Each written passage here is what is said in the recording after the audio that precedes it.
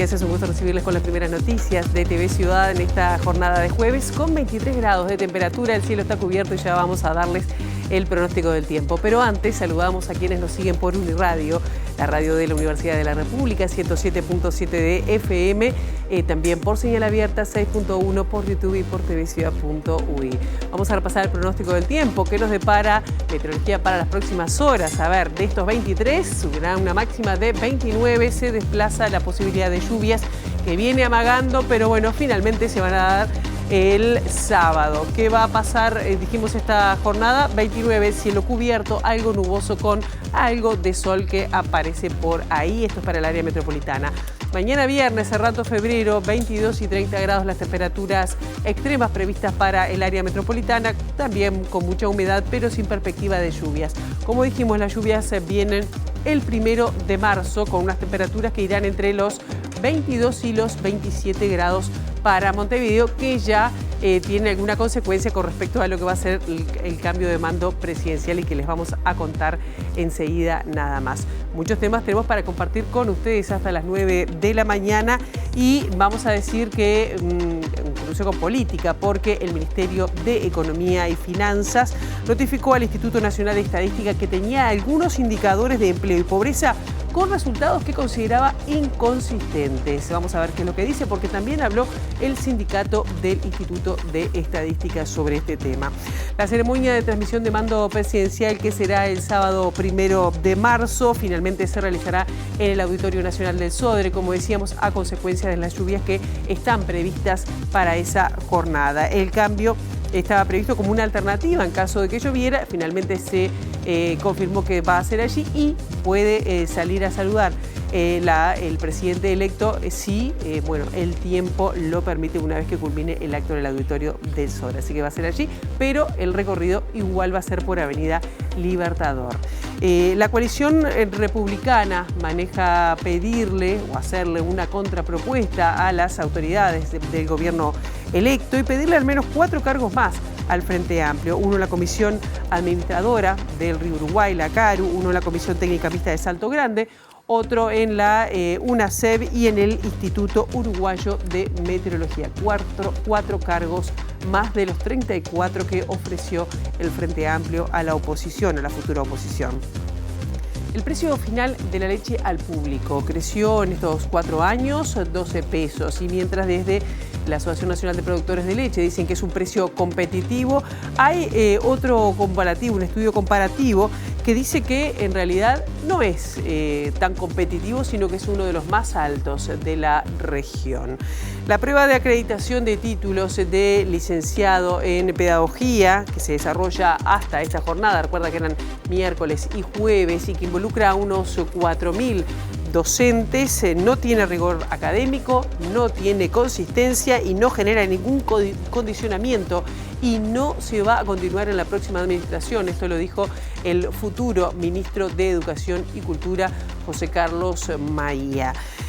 Vamos a estar hablando también del ámbito internacional, focalizándonos en Medio Oriente, donde Hamás entregó a la Cruz Roja los cuerpos de 4 rehenes a la espera de la extradición de más de 600 presos palestinos que Israel debía haber entregado el sábado pasado. En otro orden y vinculado al tema, Donald Trump publicó un polémico video creado con inteligencia artificial con sus planes sobre lo que quiere en el futuro de Gaza, como una especie de turismo allí en ese lugar.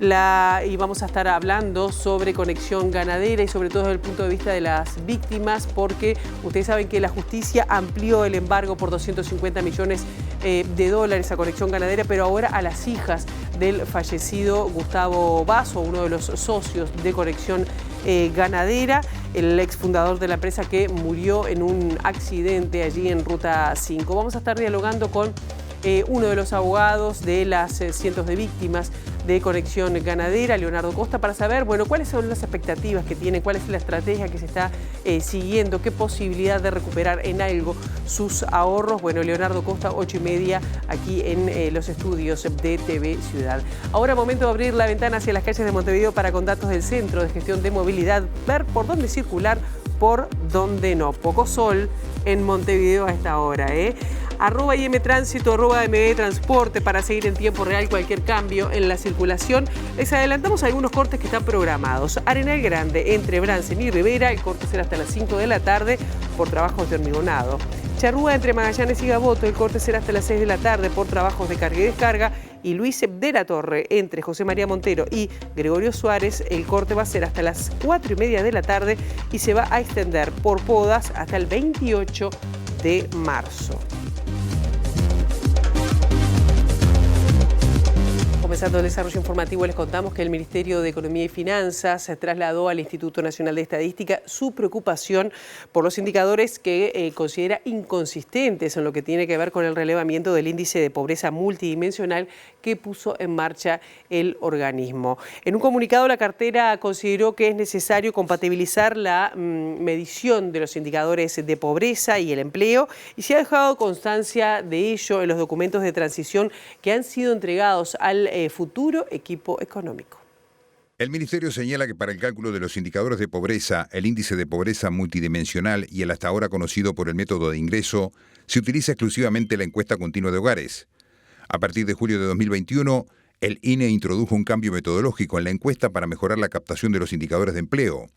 Esta mejora, entre otras, amplió el número de hogares encuestados, pasando de 3.400 a más de 10.000. Sin embargo, este cambio metodológico no se aplicó para el relevamiento de los ingresos del hogar y la pobreza, que desde entonces pasó a estimarse con una muestra de 2.000 hogares. Por tanto, los cambios realizados para una mejor medición del mercado de trabajo llevaron a diferencias en los datos de creación de empleo según surja de los indicadores de empleo o de los indicadores de pobreza del propio INE, diferencias que superan los 40.000 empleos en 2023. En consecuencia, dice el Ministerio de Economía, este problema y otras situaciones de subcaptación detectadas han afectado la medición de la pobreza por ingresos en los últimos años. La medición de un índice de pobreza multidimensional es un paso en la dirección correcta, pero no está ajeno al problema mencionado en la medición de pobreza por ingreso. Hoy tenemos indicadores de empleo y de pobreza del propio INE, cuyos resultados estarían siendo inconsistentes, enfatiza la Secretaría de Estado. Y también desde el Sindicato de Trabajadores del Instituto Nacional de Estadística también vienen denunciando desde hace tiempo los cambios en las formas de medición del organismo y agregaron que se tomaron decisiones sin consultarlos. Además, plantearon que en este periodo se desmanteló el Instituto de Estadística y se desprestigió su imagen. El cuestionamiento existe, sería bueno que amplíen la información de cómo arriban a esas cifras, que es preocupante. Pero bueno, nosotros venimos denunciando estos cambios en la encuesta de hogares, en el IPC y bueno, y sobre todo en el censo, ¿no? Creo que ya hemos hablado del dato relevante del censo, es el subregistro y las dificultades en la captación de la pobreza justamente, y seguimos hablando de problemas en la medición de la pobreza y el empleo, que son problemas acuciantes para la sociedad. Y la verdad que es bastante lamentable que el prestigio que tuvo el INE a lo largo de su historia se eche por la borda por cambios que se llevaron adelante de forma bastante aventurera, sin contemplar la opinión de otros actores, incluso de nosotros los trabajadores, que bueno, en definitiva tenemos experiencia y expertise técnica como para aportar ahí, y nos fuimos tomados en cuenta. El INE termina este periodo en una situación de desmantelamiento total. A estos problemas tenemos que agregarle la falta de personal, que también repercute porque estresa al trabajador y estresa el producto. El acto de transmisión de mando presidencial se realizará en el Auditorio Nacional del Sodre y no en Plaza Independencia como estaba inicialmente previsto. Esto se debe a los pronósticos de lluvia que se mantendrían durante todo el día. En cuanto se conoció la decisión del gobierno electo de modificar el escenario para la asunción del presidente Yamandu Orsi, comenzó el desarme de la estructura montada en la Plaza Independencia, excepto una parte que podría utilizarse para espectáculos musicales en caso de que sobre la tarde el tiempo acompañe. Luego de hacer un seguimiento de diversos pronósticos meteorológicos que indican lluvias y probables tormentas durante todo el sábado 1 de marzo, el gobierno electo informó sobre los ajustes en los actos protocolares para ese día. Se mantiene a las 14 horas el inicio de la ceremonia en el Palacio Legislativo con el compromiso de honor ante la Asamblea General del presidente electo Yamandu Orsi y de la vicepresidenta entrante Carolina Cose. Luego, ambos se trasladarán en un vehículo eléctrico por la Avenida Libertador, Río Negro, Avenida 18 de Julio y Andes hasta el auditorio Adela Reta del Sodre. Allí se desarrollarán las ceremonias de traspaso de mando presidencial, asunción y firma de actos de los ministros entrantes. Tendrán acceso al auditorio las delegaciones extranjeras, autoridades nacionales e invitados especiales. No podrá ingresar público porque no lo permite el aforo. En un comunicado desde la organización de la ceremonia de Asunción, aclaran que en caso de que las condiciones climáticas lo permitan, está previsto que el presidente electo Yamandu Orsi se dirija a la Plaza Independencia para saludar a la ciudadanía y participar luego de un espectáculo artístico. Si bien hay hermetismo sobre los detalles, MBD Noticias confirmó que Florencia Núñez, Rosana Tadei y Hugo Fatoruso serán parte del espectáculo. Y hablando de cargos y de lo que va a ser el próximo gobierno, el Partido Nacional, el Partido Colorado coinciden en que se les debería ofrecer entre 4 y 5 cargos más que los que ofreció el Frente Amplio en la reunión de la semana pasada para integrar organismos públicos en la futura administración. Si bien trascendió que esta semana los partidos interesados podrían elaborar una contrapropuesta conjunta, el líder de Cabildo Abierto, Guido Manini Ríos, dijo que su colectividad no será parte de esa reunión. Manini Ríos le dijo a MBD Noticias que su partido no va a hacer ninguna contrapropuesta y recalcó que ya dio su opinión en la reunión del lunes, de la que participaron representantes del gobierno electo y de todos los partidos opositores. Ese día, Manini fue el único protagonista que se fue sin hacer declaraciones. Consultado este miércoles por TV Ciudad, el ex senador cabildante agregó que considera que ahora solo queda definir a qué partido le corresponde cada uno de los cargos ofrecidos, dando a entender que su colectividad no aspira a que se aumente el número de 34 cargos ofrecidos por el gobierno electo. En cambio, desde el Partido Colorado le dijeron a MBD Noticias que esa colectividad entiende que la oposición debería tener entre 38 y 39 cargos, o sea, 4 o 5 más que los ofrecidos, porque así lo establece la suma de los votos de ese partido, el Partido Nacional, Cabildo Abierto y el Partido Independiente en las elecciones nacionales de octubre. En filas coloradas aspiran a que se agreguen cargos en la Comisión Administrativa del Río Uruguay, la Comisión Técnica Mixta de Salto Grande, la UNACEP e INUMET. Además, también aspiran a que los cargos administrativos ofrecidos en el Parlamento sean de mayor rango que los ofrecidos. En líneas generales, esta visión es compartida por el Partido Nacional, que en las negociaciones es representado por el candidato presidencial y senador Álvaro Delgado. Vamos a hablar del precio de la leche porque un estudio comparativo de Data País para Sudamérica establece que el precio de la leche uruguaya se ubica entre los más altos de la región, pese a que el presidente de la Asociación Nacional de Productores de Leche, Néstor Cabrera, asegura que Uruguay tiene un precio muy competitivo en relación a la región. La evolución del precio de la leche en nuestro país se incrementó 12 pesos en los últimos 4 años. En 2020, el litro de leche entera al consumidor final costaba 31,30 pesos. En el 2021 terminó el año costando 36 pesos, en septiembre del 2022 se ubicó a 40,60 pesos el litro y en el 2023 culminó a 42 pesos el litro de leche. El último ajuste fue en junio del 2024, ubicándose en el precio actual de 43 pesos el litro. Según el presidente de la Asociación de Productores de Leche, Néstor Cabrera, Uruguay tiene el precio más competitivo de la región. Si nosotros miramos el precio de la leche a nivel país y lo comparamos con la región, el precio que tenemos en las góndolas de leche fresca es muy competitivo en la región, no tenemos un precio alto. Uruguay es un país que exporta el 80% de la leche. Y el precio que tiene en el mercado interno es un precio que si uno va a cualquier país vecino podrá encontrar algún producto puntualmente por debajo de lo que son nuestros productos, pero no tiene un precio la leche que no esté al alcance de cualquier ciudadano. O el negocio que puede tener la lechería no es el mercado interno básicamente, sino que es la exportación, porque somos un sector básicamente exportador, así que creo que a tu pregunta el precio que tiene la leche en el mercado al consumidor acá no es un precio que esté, sobrevaluado, me parece, ¿no? Según un reporte publicado por Data País que realiza el comparativo de precios en la región, Uruguay se ubica entre las leches más caras de Sudamérica, a $1,70 en su empaque de cartón, solo superado por Colombia. Desde el 2019, Uruguay exporta 4.000 toneladas de leche en polvo a China. En este mes, Conaprole firmó un acuerdo con la empresa china Geely para incrementar el flujo del intercambio. Hoy, el litro de leche en China cuesta $0,51, casi la mitad que en nuestro país. A horas de finalizar su gestión al frente del Ministerio de Defensa Nacional, Armando Castain de Bat firmó un contrato con la española Indra para la modernización de 2 radares y también la compra de otros 3 radares móviles para el control de tránsito aéreo, en una inversión que supera los 24 millones de dólares. El acuerdo incluye la instalación de la firma en el aeropuerto de Carrasco, desde donde realizará el mantenimiento de sus sistemas para América Latina. Luego de la adquisición de los Super Tucanos se avanzó en dotar de un soporte tecnológico para tener una verdadera protección de nuestras fronteras. Con Indra la historia es vieja, o sea, Uruguay varios años atrás se cayó y se quedó sin conectividad a nivel de Carrasco. Indra rápidamente prestó un radar que se alquiló, ese radar Uruguay ya es propietario de él, y hoy lo que se está firmando es el comienzo de un proceso en el cual se están comprando radares civiles y militares para complementar la acción de los Tucanos, para complementar la acción de la Fuerza Aérea en la defensa de nuestro espacio aéreo, de nuestra frontera terrestre, en ese gran desafío que tiene el Uruguay frente al narcotráfico, contrabando, tráfico de personas. En este proceso de transición hemos estado permanentemente en contacto con las autoridades que van a asumir, en el entendido de que esto es algo bueno para el país. Así se entendió, así se sigue, y capaz que llama la atención que hoy a 72 horas se esté firmando esto.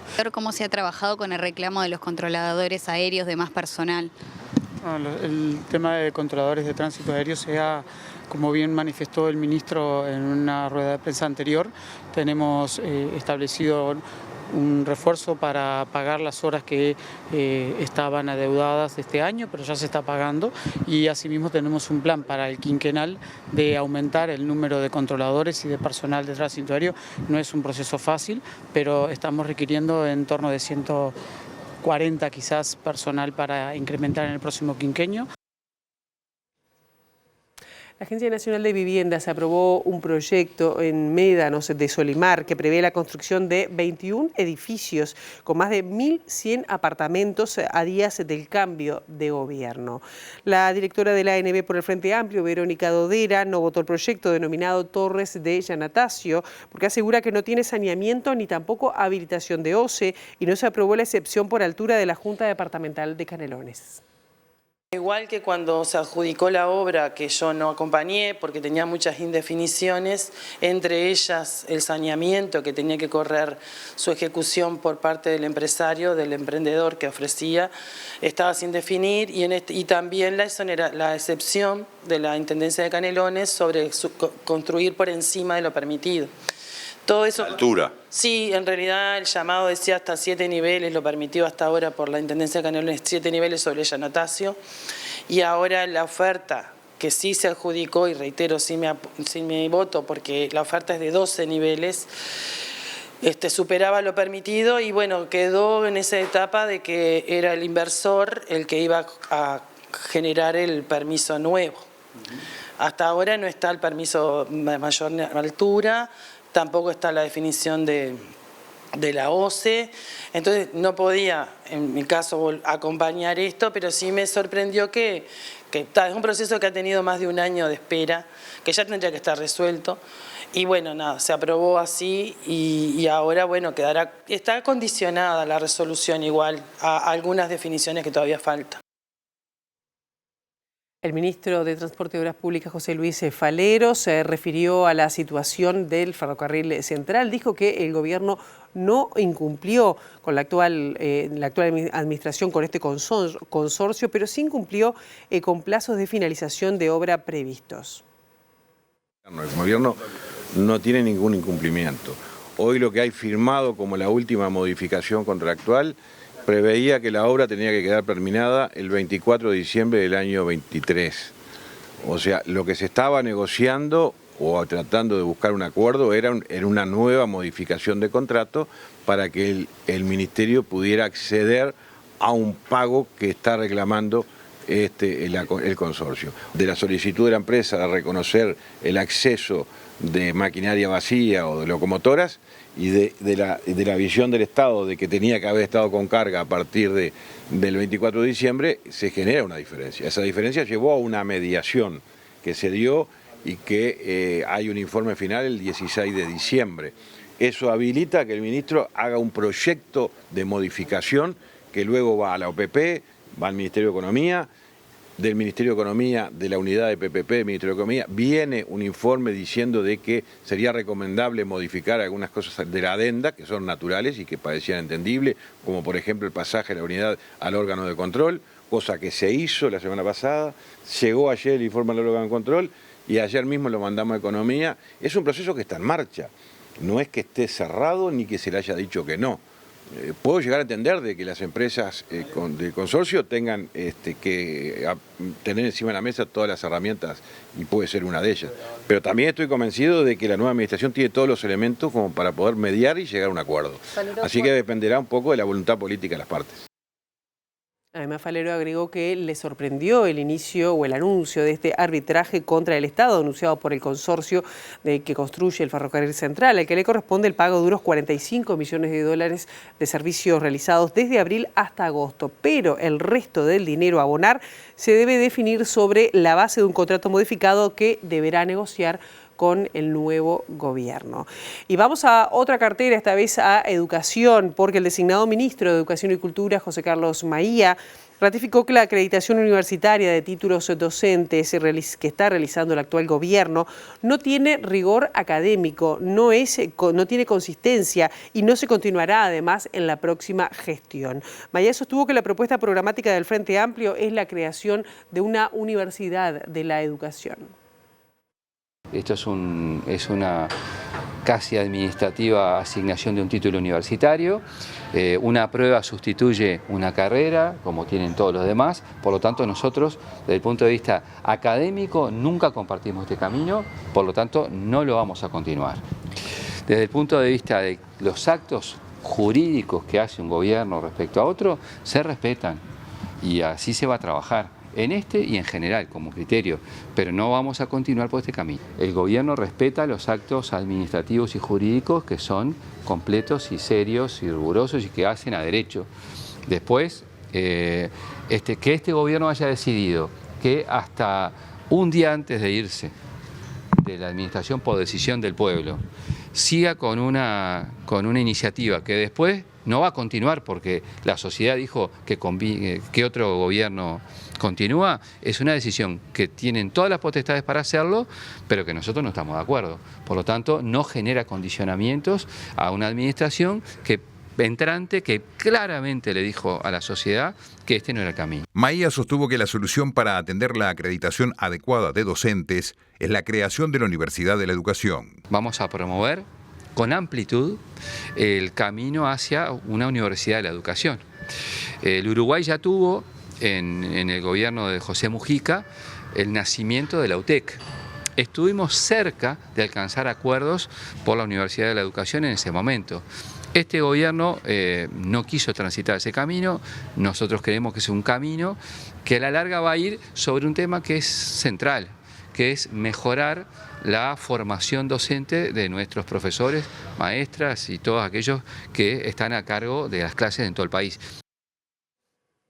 90 niños, niñas y adolescentes fueron asesinados entre 2020 y 2024, según cifras del Ministerio del Interior. Las emergencias pediátricas advierten por el aumento de niñas y niños baleados que les llegan. La sociedad está más violenta en sí y tenemos un sistema de salud totalmente deficiente que, a mi entender, es por la fragmentación del sistema que no pudo ser abordado ni por el gobierno anterior ni por el gobierno que viene, si no entiende el gobierno que asume que esto tiene que verse en clave de integralidad y no de fragmentación. Y fragmentación me refiero a esto, por un lado el narcotráfico, por un lado el sistema educativo, por un lado las bandas, por otro lado la retirada del Estado del territorio, pero ningún hilo conductor que abarque una política integral de cada una de estas cosas que termina afectando el desarrollo de las infancias y las adolescencias, que es lo que más que tenemos que cuidar, porque ahí también juega el entorno familiar, ¿verdad? En los extremos de la vida, en las infancias y las personas mayores, que son poblaciones vulnerables, es donde uno más ve la violencia. Yo veo cada vez más frecuente, cuando voy a hacer un examen físico, lesiones, y pregunto a qué se deben estas lesiones, y claramente se evidencia que están vinculadas a lesiones a golpes, en infancias y en adultos mayores. Pero también en la violencia psicológica. Por eso digo que el desarrollo, y a veces eso trae secuelas irreversibles. El presidente de ACE, Marcelo Sosa, dijo que la transición se está realizando de manera fluida y que en las próximas horas se dará a conocer toda la información relativa a la situación financiera del organismo a las nuevas autoridades. No es algo que a último momento, no existe una presupuestación que la resuelva hoy y la haga mañana. Es un proceso que lleva más de un año, que fue habilitado en una rendición de cuentas, que después fue necesaria la creación de los cargos dentro de la institución y que después llevó también un trabajo de la Gerencia de Recursos Humanos para la elaboración de las condiciones. Ese proceso terminó a fines del año pasado, no me acuerdo si octubre, noviembre, y allí fue donde se empezó a habilitar. Pero es algo que está previsto en la normativa, que se ha hecho siempre. Nosotros tenemos que tener en cuenta que en el caso nuestro, por ejemplo, que asumimos en marzo del 2020, las últimas presupuestaciones del gobierno anterior se dieron en febrero del 2020. Vuelvo a afirmar, porque con los números que tenemos, porque me gustaría que primero la tengan las futuras autoridades antes de decirla, es que, como dijimos en un momento, es una deuda muy similar a la que recibimos nosotros en el año 2020.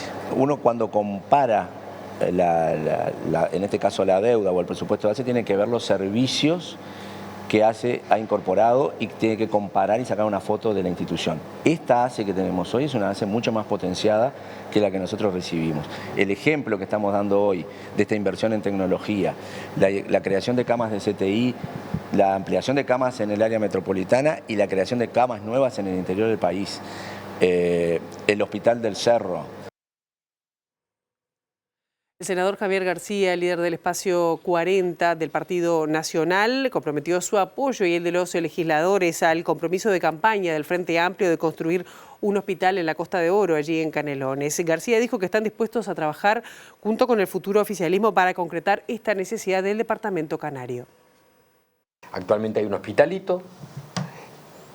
La Costa Canaria ha sido uno de los lugares que más ha crecido demográficamente en el Uruguay y que tenía requerimientos de salud muy importantes. Había incluso un movimiento de vecinos que juntaron miles de firmas para la construcción de un hospital. Lanzamos ese día ya por septiembre. Me acuerdo que en el debate de los candidatos presidenciales, en aquel momento candidato Yamandu Orsi, hoy presidente electo, también coincidió en la necesidad de construir un hospital en la Costa Canaria. Entonces yo creo que es oportuno, ahora nosotros vamos a estar en la oposición y el presidente será Yamandu Orsi, que concretemos esa idea, que ya que coincide el Frente Amplio que va a tener el presidente de la República y la coalición republicana en la necesidad de un hospital en la Costa Canaria, que se pueda construir. Y nosotros vamos a ayudar desde la oposición para que el gobierno del Frente Amplio concrete este compromiso que es compartido y, si es necesario en la ley de presupuesto, colaborar para conseguir los recursos necesarios para que la Costa Canaria tenga su hospital. La directora de Desarrollo Social de la Intendencia de Montevideo, Mercedes Clara, hizo un balance positivo de lo realizado por esta dependencia y destacó el apoyo a ollas populares y la respuesta ante situaciones de violencia. Nos juntamos con la Coordinadora Popular Solidaria en ese momento, que era el colectivo organizado, y les preguntamos, bueno, cómo apoyar. Y era lo básico primero, ¿no? Alimentos, insumos de higiene para cocinar, pero después también empezó otra agenda que tenía que ver con cosas que íbamos viendo y el reconocimiento de ese actor social que tenía mucha iniciativa, mucha capacidad de resistencia y de solidaridad. Entonces, desde talleres de formación hasta los fondos por más, que para nosotros es una experiencia muy interesante porque son justamente iniciativas que traen los colectivos de los distintos barrios por ejemplo, formación en distintos oficios, y al día de hoy tenemos, por ejemplo, 3 cooperativas que ya están trabajando con contratos en empresas públicas. De alguna forma teníamos que preparar a las policlínicas para recibir esto de que cualquier persona, cualquier familiar de una persona con problema de adicción pudiera tener una respuesta, una orientación, un acompañamiento. También ante situaciones de violencia y ante la dificultad de respuesta, un servicio también de atención a violencia de niños, niñas y adolescentes, de violencia también con personas mayores. Pero hay un mea culpa también en el desarrollo social de la Intendencia y no poder trabajar mejor o no haber podido bajar la cantidad creciente de personas en situación de calle. Creo que eso también es competencia del Gobierno Nacional. La Intendencia hizo todo lo que pudo, lo que estuvo a su alcance, con sus centros diurnos, con estas cuestiones de trabajo, acompañando al colectivo NITEP para que se fortalezca. Yo creo que dimos todo lo que pudimos, coordinamos también lo que pudimos. Creo que también las personas son muchas y cada vez más, y eso nos preocupa a todos. Creo que es una preocupación compartida. Creo que el Gobierno Nacional también intentó diversificar las respuestas, probó cosas. Y ya estamos recibiendo con muchísimo gusto a Leonardo Costa de Brum Asociados, que es uno de los abogados patrocinantes de cientos de víctimas de estos fondos de inversión ganadera, Conexión Ganadera, República Ganadera. Un gusto que estés con nosotros esta mañana. Una situación difícil, me imagino, para muchos y muchas de las inversionistas, ¿no?, de esta situación. ¿Cómo es la situación? ¿En qué situación están ahora? A ver, es una situación muy compleja porque son muchos los acreedores. Somos bastante también los abogados que tratamos de ayudar. Lo que hace un colega ayuda al otro, o sea que eso es importante. Y la situación actual es, en el concurso se está en una etapa de verificación de los créditos. Esto es que la gente que invirtió presente la documentación necesaria para acreditar que efectivamente se le debe y en qué condición, cuál fue el producto que habría invertido.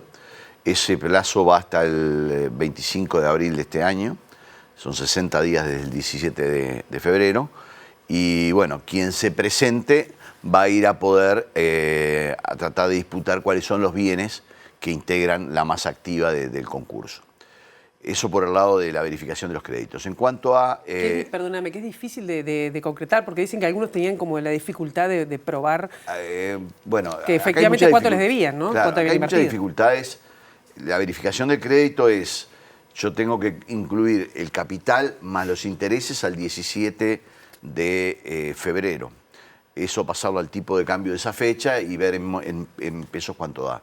El problema que tenés acá que como el proceso de conexión es un proceso de muchos años, hay gente que heredó contratos, por ejemplo. Era el contrato del padre que falleció, que se lo dejó al hijo. Entonces, esa persona a veces tiene el contrato, pero no tiene cómo fue que se hizo toda la inversión. En épocas en que además no había inclusión financiera, con lo cual andá a descubrir hace 20 años cómo fue que mi padre, mi abuelo, mi tío, lo que fuere, invirtió. Después hay otros casos que son más recientes, que esa gente le es mucho más fácil. Ahí va a depender naturalmente mucho de lo que haga, digamos, cuáles sean las condiciones que ponga el síndico para la acreditación de esas, o para la verificación de esos créditos. En principio, vamos a tener mañana en el Colegio de Abogados una reunión con el síndico para ver estos temas formales y algunos otros temas más sustantivos. Cuanto más flexible sea en cuanto a documentación, en cuanto a cómo presentar esa documentación, probablemente más gente pueda presentarse, ¿no? No sabemos bien cuánta gente se va a presentar, cuánto es el pasivo real. Se habló mucho de números que son elevadísimos. No lo sabemos cuántos son. No sabemos qué otros acreedores hay. Por ejemplo, los titulares de campo que arrendaban su fracción a Conexión Ganadera y que no han cobrado eventualmente los últimos meses o el último periodo. Hay un sinfín de situaciones, desde los empleados. ¿Y cómo se establece la prioridad? Bueno, ahí la ley da varias prioridades que tienen que ver con créditos privilegiados o no, pero todavía no se sabe realmente, por ejemplo, si había o no había sobre algunos bienes propiedad de estas empresas Conexión Ganadera o hernandarias, hipotecas, no hipotecas. O sea, hay que esperar un poquitito en esa verificación cuál es la situación total. Yo ¿por qué eludo la respuesta abierta? Porque es tan poco creíble toda la información que hasta el día de hoy dio la empresa, que parece ser una irresponsabilidad decir, bueno, no, hay que ver si los créditos laborales son privilegiados, por ejemplo, pero digo, no sabemos ni cuánto se debe, ni cuánto no se debe, ni qué personal había. O sea, realmente el nivel de manejo poco profesional que había, no en los últimos meses, en mucho tiempo atrás, hace que toda la información que en algún momento el contador Llobio dio, contratado por Conexión Ganadera, la información que le dieron a él para poner en buenos términos el tema, no sabemos qué realidad tiene. Otro tema, por ejemplo, ¿cuánto activo hay? Bueno, ayer en una reunión también en el Colegio de Abogados, uno de los abogados del concurso por parte de la familia Basso habló de 80.000 cabezas. Hay 80.000 cabezas, ¿dónde están? ¿Qué tipo de producto hay? Etcétera. Y lo otro es... Sí, perdón. No, y lo otro también es, por ejemplo, dentro del crédito había una deuda que tenía el frigorífico Casablanca para con Conexión Ganadera. Bueno, hoy está concursado. Quiere decir que de esa deuda que se estimaba en 25 millones, bueno, ¿cuánto se va a poder cobrar? Obviamente que el concurso de ese frigorífico, más el de Bamidal, que es el otro de Paso de los Toros, van a achicar el activo. Es decir, porque en el caso que puedan seguir adelante y haya alguien interesado en comprar esa empresa, lo más probable es que no va a pagar los 25 o lo que fuere, va a pagar menos. Entonces, eso también achica la masa del activo. Por eso ustedes hicieron una ampliación del embargo a las hijas de Basso. Exacto. ¿Qué otras alternativas hay? Eso es lo último que hicieron. Eso salió ayer, se le amplió el embargo también a la misma cifra, $250 millones a las hijas de Basso. Nosotros, toda información que recibimos, como lo hacen todos los otros colegas, vamos a ser claros, no quiero tener en esto exclusividad, porque lo que haga un colega ayuda al otro, ¿no? Y ayuda en definitiva a los inversores. Nosotros, toda información que nos llega de los propios inversores que dan cuenta de algo u otro, si podemos chequearla y podemos tener indicios de prueba o pruebas sobre eso, lo presentamos, tanto en Fiscalía como en la sede concursal. Tenemos claro que el rol de las víctimas en esto es tratar de ayudar a la Fiscalía a que pueda hacer su trabajo con información fehaciente, no simplemente con datos aislados, y al concurso para que de alguna manera el síndico pueda traer más bienes a la masa. Tú has trabajado y te has especializado también, además, en tema de lavado de activos. ¿Qué papel tiene qué papel o qué control no se hizo para prevenir una situación de este tipo? Y si hay, esto es un caso de lavado de activos ya perpetrado desde hace varios años, no sé si por decirlo así. Sí, a ver, estos fondos nunca fueron controlados, a pesar de que eran sujetos obligados en la ley. Desde el año 2009 hay alguna duda si toda la modalidad, pero está claro que desde el 2017 en adelante lo eran y nadie, y no estoy, con esto estoy diciendo, pasaron 3 administraciones y nadie vio este tema. Son personas que administran fondos de terceros, no hay duda que eran sujetos obligados. Nosotros lo que decimos es que puede haber un caso de lavado, y que es lo que nos preocupa, de si bienes que fueron ingresados a Conexión o a Hernandarias con el objetivo de comprar ganado, fueron desviados mediante estafa o apropiación indebida a otros bienes, a otros fines. Esto es, compraron otros activos. Ahí podría haber un caso de lavado por parte de los partícipes de este grupo económico Carrasco Basso. Y eso es lo que denunciamos en la Fiscalía para que se investigue de si de alguna manera no se transfirieron o no se transformaron activos de origen ilícito basados en la estafa o en la apropiación indebida a otras actividades como era en beneficio de los titulares. Compra de activos, lo que fuera. Eso es lo que pedimos que se investigue. Después, lo que no sabemos, y no es preocupación por lo menos de los inversores, en este momento es si además ingresaba dinero de origen ilícito. No tenemos forma de saberlo. ¿No hay indicios? No, nosotros no tenemos. Obviamente que si hubiera, se va a ver. Pero la investigación financiera que se está manejando a nivel de Fiscalía con la CENACLAF y la UIAF en un equipo que se está conformando recién, puede dar cuenta de que efectivamente, eventualmente pudiese haber alguna persona que invirtió en esto y no tiene origen lícito, pero quienes se presenten a la verificación, por lo pronto, es porque tienen el origen y saben que es parte de sus ahorros, parte de la venta de una casa, de la venta, hay situaciones de diversos tipos, la venta de un campo o la venta de otros activos.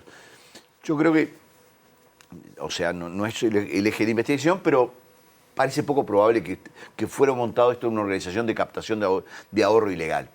No parece razonable. Ahora, que después se pudo transformar mediante la estafa o la apropiación indebida en lavado, bueno, nosotros tenemos por lo menos indicios de que sí. ¿Qué expectativa tienen de recuperar en algo, no sé si se puede hablar de porcentaje, el dinero de ahorristas? Es muy difícil hoy especular porque no sabemos cuánto es el pasivo total y ni sabemos todavía cuál es el activo total. Yo soy muy cauteloso en eso y no quiero tirar porcentajes porque me parece una discusión, o sea, generar una falsa expectativa o desalentar expectativas por otro lado. Yo creo que recién vamos a saber eso en la Junta de Acreedores que va a ocurrir sobre agosto. En la Junta de Acreedores de una y otra. ¿Por qué tan lejos? A mí me llamó la atención. Bueno, a ver, los plazos judiciales a veces a la gente le llama la atención, pero tú fíjate que si tenés para verificar, para presentarte para la verificación hasta abril, esa verificación, supongamos que los 4.000 inversores que se dice que existen se presentan, son 4.000 situaciones que tenés que analizar si está la documentación en forma. Entonces, eso por lo menos te lleva 2 meses. A su vez tenés que chequear el activo. ¿Cuáles son los activos que hay? O sea que... Rastrearlos. Rastrearlos. O sea que o sea, es razonable que se pueda llegar a una junta de acreedores, capaz que antes, ojalá, pero me parece que fue criterioso en cuanto al trabajo que tiene el síndico. El síndico tiene muchísimo trabajo. Claro. ¿Y qué diferencia hay? Porque ustedes trabajan con inversores de Conexión Ganadera, también de República Ganadera. Si pudieras decirme, ¿cuál es la diferencia? ¿En qué situación diferente están unos y otros? ¿Hay diferencias? Bueno, primero sí, porque el volumen es totalmente diferente. Segundo... ¿De plata y de gente? De plata y de gente. O sea, el pasivo de uno y otro, fíjate que de República se habla de 80 millones y en el caso de Conexión, en el número inicial se habla de 400. O sea que estamos hablando de 5 veces más. Segundo, República, con un montón de dificultades que tiene y con cosas que también no estuvieron bien hechas, está mucho más ordenado. En el desorden está más ordenado que Conexión. Tercero, la gente de República, con dificultades, está colaborando activamente, que no es el caso tampoco de Conexión, en donde las dos familias están al tiroteo en los juzgados concursales diciendo no fui yo, fuiste vos, fui yo. O sea que hay toda una diferencia que dentro de lo compleja que es la situación de República Ganadera, te diría que está por lo menos más ordenada. Es menos monto, aparentemente, y lo voy a decir con mucho cuidado, el faltante de ganado es menor. Por tanto, es mucho más pensable en República Ganadera sacar adelante eventualmente una reestructuración para que la gente cobre en otro plazo que en el caso de Conexión. Ya tenemos que ir cerrando, pero claro, esto tú hablabas de la diferencia en Conexión Ganadera que se está dando entre las dos familias socias. Ahora que la Fiscalía le pide el ADN a una de las hijas para saber si efectivamente el muerto del accidente es Basso o no, que no incide en la recuperación, pero puede llegar a como abarcar, digo, lo que es toda la situación de caos que se ha generado, ¿no? Esto, ¿cómo lo ven ustedes? ¿Cómo se sale? ¿Puede ser beneficioso esta pelea entre las dos familias o puede ser, por el contrario, más complicado? Yo te diría que no colaboren y estén en esta situación no es beneficioso para los acreedores, no es bueno, porque además cada cual está tratando de salvar lo que puede. Entonces, eso no es bueno, no es un buen indicio por lo menos. Este caso, yo el otro día se lo decía en broma a uno de los operadores judiciales en esto, es como de Macondo, ¿no? Es decir, todos los días aparecen cosas que vos decís, es realismo mágico puro, ¿no? Ayer la información de que aparentemente la señora de Carrasco se llevó un cheque, es como que, o sea, uno no para con el asombro en estas cosas. Sería, o sea, no cambia nada si cuál fue la causa del fallecimiento de Basso y si era Basso o no era Basso. Si lo era, puede cambiar, pero digo, yo creo que lo que está haciendo el fiscal en Florida es cerciorarse para que ese chisme a voces que hay en el Uruguay, pero en particular en Florida, pueda llegar a terminarse, ¿no? Pero bueno, es complejo esto. ¿Se puede ampliar el embargo a otras personas?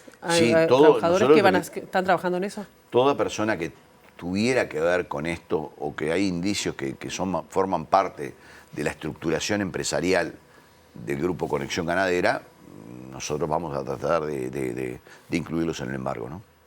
Leonardo Costa, muchísimas gracias. No, por gracias a estos ustedes. minutos. Nosotros ahora seguimos y ahora nos convocan desde Exteriores. Juliana Perdomo, bienvenida, muy buenos días.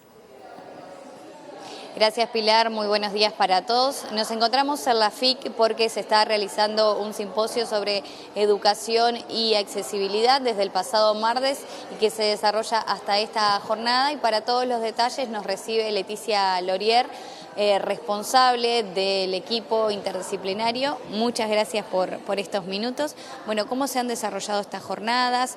¿Cuál ha sido el intercambio y el interés de los participantes? Bueno, estas jornadas que son organizadas por el Núcleo Interdisciplinario de Comunicación y Accesibilidad de la Universidad de la República se desarrollaron en 3 días. Hoy es el último día que estamos llevando. Fueron 3 días de intercambio con asistentes de Argentina, de Uruguay, de Brasil, también de Chile, en el que buscamos aproximar los conocimientos y las contribuciones que vienen de diferentes lugares, desde la academia, desde el Estado, desde la sociedad civil organizada, también desde el campo profesional, porque es un campo que está en desarrollo y que necesitamos también encontrarnos regionalmente para poder compartir saberes. Y ahí hubo diferentes tipos de propuestas en las que se podía participar desde diferentes lugares, más académicos, más culturales, más para vivenciar y experimentar la accesibilidad comunicacional, que es como el tema al que nos encuentra hoy acá. ¿Cuáles fueron esas temáticas, por ejemplo? Bueno, trabajamos en el campo profesional, por ejemplo, en implementaciones de accesibilidad y entonces hubo, por ejemplo, postulaciones a pósters en los que trajeron de experiencias desde, bueno, la construcción de un libro y audiovisuales con accesibilidad audiovisual, hasta cómo funciona la metodología de un diagnóstico comunicacional pensando en términos de accesibilidad, hasta investigaciones que van desde cómo se trabaja la lengua de señas en medios audiovisuales o cómo podemos trabajar eso en un evento en vivo que además es por streaming. También cuestiones que están asociadas a la lectura fácil, que es una forma de aproximarnos a la lectura para quienes podemos llegar a tener alguna barrera de comprensión en la lectura y implica una forma de escritura particular. Entonces hoy, por ejemplo, va a haber un club de lectura fácil en la biblioteca que vamos a poder experimentar, aproximarnos a libros en eso. También campañas que se han hecho entre la organizaciones de la sociedad civil, como con la Unión Nacional de Ciegos del Uruguay y el Núcleo Interdisciplinario, sobre mitos que hay sobre la discapacidad visual y pensar hacer eso accesible. Entonces tiene, no sé, spots que son accesibles, podemos encontrarnos también con materiales que son en braille, poder pensar la implementación también de la accesibilidad en diferentes formatos, de diferentes formas y también contextualizada en diferentes lugares. Leticia, para finalizar, ¿cuántos participantes hubo y si cada vez hay más interés por el mercado? Tuvimos unos 360 inscriptos, también una postulación de 40 póster, creemos que eso es importante, más de 40 panelistas y participantes de las mesas de diálogo, las experiencias que hay, y creemos que sí, que hay interés y que tenemos algunos desafíos y también fortalezas. Tenemos desafíos en formar en esta temática, tenemos la fortaleza del interés, tenemos un marco legal al cual Uruguay adhiere, en el que es la Convención Internacional de los Derechos de las personas con discapacidad y que necesitamos tener una comunicación más accesible también para poder hacer efectivos esos derechos que estamos amparados. Y también hay cada vez más experiencias de accesibilidad a la información, a la comunicación, a la cultura, a lo que tiene que ver con las páginas web, los medios, poder estudiar, como todo eso está vinculado también con la accesibilidad comunicacional. Entonces es un momento también para poder festejar este encuentro y poder pensar en todas las cosas que nos quedan por crear y aprender, y también fortalecernos en lo que ya sabemos hacer, que hay bastante también conocimiento consolidado sobre el asunto. Muchísimas gracias.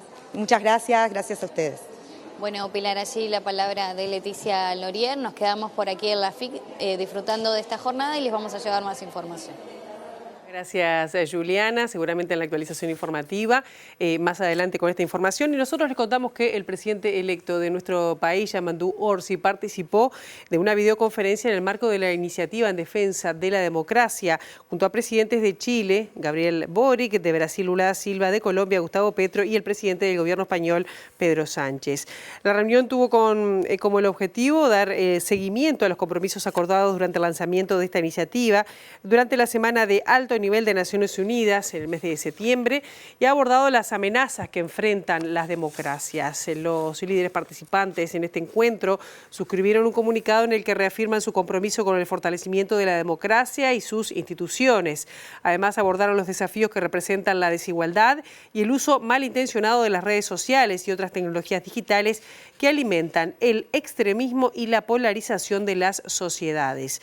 El presidente Sánchez planteó las 3 medidas clave que el gobierno de España ha venido defendiendo para hacer frente de manera efectiva a la desinformación en redes sociales. También, bueno, como dijimos, se ha desarrollado esta reunión en las últimas horas y, bueno, van a seguir concretando estas medidas en defensa de la democracia. Hasta aquí llegamos con esta primera edición. Ahora quedan en compañía de Ciudad Viva. La actualización informativa será a las 13, a las 18:55 y nosotros volvemos mañana bien tempranito con las primeras noticias de TV Ciudad a las 8 en punto. Pasen ustedes muy bien, buena jornada.